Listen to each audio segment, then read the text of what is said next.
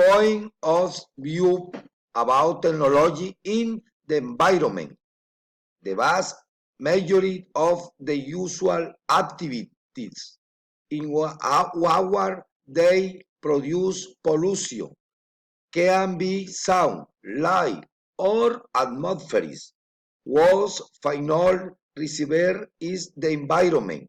Every time we use electricity, means of transport, medicine, cleaning products, heating or food we produce, even if not directly polluting waste.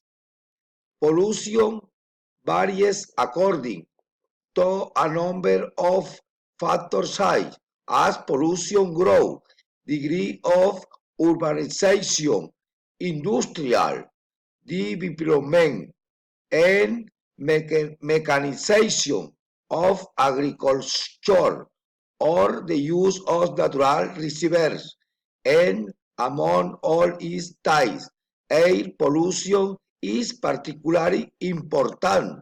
This pollution usually comes from the means of transport, industrial emission from the city or the countryside,